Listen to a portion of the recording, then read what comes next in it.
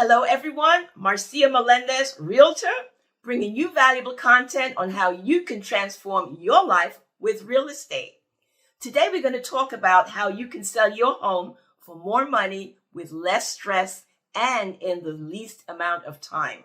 Before we start, please remember to subscribe if you like the content and give me a thumbs up on this video. What would you do first if you wanted to sell your home? Well, I tell you what I would do. I would call up a local realtor and get a free consultation. Yes, free. No obligation on your part.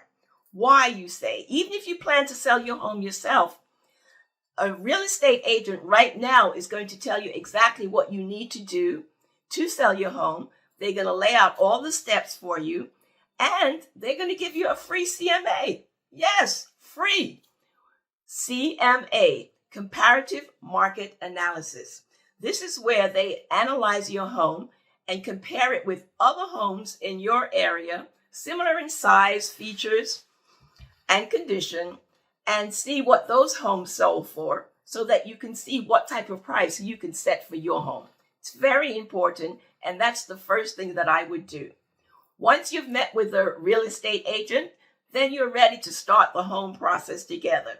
You can develop a plan from whatever information they gave you. And what I would suggest is having a pre-home inspection. You know, unless you've just renovated your home from top to bottom, you really need to know what condition it is in. A pre-home inspection will analyze things like the roof. They'll look at your basement. They'll look at the mechanicals like the boiler, the water system. And they'll be able to tell you if anything needs major repair. Now, you might decide not to repair it. That's a good strategy also. A lot of people sell their homes knowing that they need repairs. They sell it as is. But if you do decide to fix something, at least you'll know what it is and how much it will cost.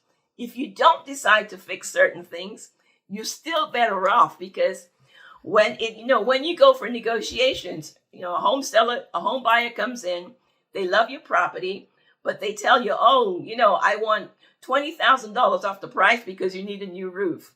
Well, when you did your home inspection, you found out that a new roof is going to cost $10,000. So any way you look at it, spending a few $100s in the beginning is going to put you in a much better position to negotiate and get the price that you want, and also with less stress. Now that you have set your home selling timeline, you can really firm up where you plan to go once your home is sold. Remember, what are we trying to do here? Sell your home for more money with less stress. You don't want to be saddled with 2 sets of mortgages or 2 sets of living expenses once your home is sold. So now is the time to really put those plans into action so that you can coordinate things smoothly once you actually put your home on the market. Once you've had your free home analysis from a real estate agent, you've firmed up your plans of where you're moving to once you sold your home. This is to get to the part where we don't like decluttering, getting rid of stuff. We Americans have a lot of stuff in our homes. And when I take out buyers, this is one of the things that they say. They always think that homes are too small. You go into the kitchen, you look on the counters, there's something on every countertop. You go into the bedroom, the closets are overflowing. The bathroom, things are popping out of the medicine cabinet. What you need to do is to have your home look as if it was an Airbnb. Yes, an Airbnb. So how do you get there? First thing I would do is take photos. You know how photos show up everything, good and bad. They make them larger than life. Well, taking some photos right now, look at them impartially. Pretend that you are the person moving into that house. What would you like to see? And remember, another thing is that most homes are sold on the internet. And I have seen some horrible pictures on the internet, even with bathrooms that need complete redoing. So, take some photos, see how your house looks, and be honest with yourself. It's your home, but for the persons coming in, it's just also a business transaction. And they're going to look at it and see all the faults that you don't notice because you live with them every day. Once you've done that, then you can actually decide what things you're going to get rid of and what things you're going to remain.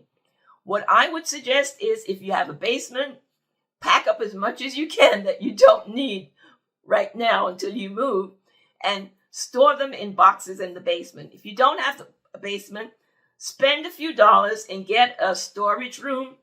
Put your boxes in that storage room. Any extra chairs and furniture that you have, store them away. Pay the few dollars. Believe me, it's going to return much more to you in the end. There have been studies done that every dollar that you spend on your home before it is sold can return to you up to 10% more in the final selling price. So it's well worth to spend those dollars now to get your home in the way that is going to gain you the most money. Remember, more money, less stress, short selling period. That's what we're going for. Another thing you need to do is to have a deep clean. I don't care whether your house has just been renovated or not. A deep clean so that everything sparkles. Your glass sparkles. Your windows sparkle. The baseboards need to be wiped down. Things that we don't do every day. It's well worth it. If you can't do it, pay somebody to come in and give your house a thorough cleaning. Sometimes it doesn't even matter if your house is up to date. But when it is clean, it is just so much more appealing. So I would definitely spring for a thorough cleaning. Go through your home again a month or two before you actually put it on the market and depersonalize it even more. Remove all those extra knickknacks that you have. Your fridge magnets. You know, I love my fridge magnets. I have all my kids up there. I have all the places we've visited to recently stuck up on the fridge. They look cute when you live there, but when people come into your home, I'll tell you what they want to see.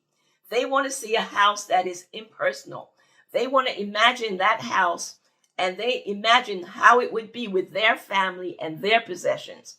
If all they can see are your knickknacks all over the place, then it's not going to help them visualize being and enjoying your home.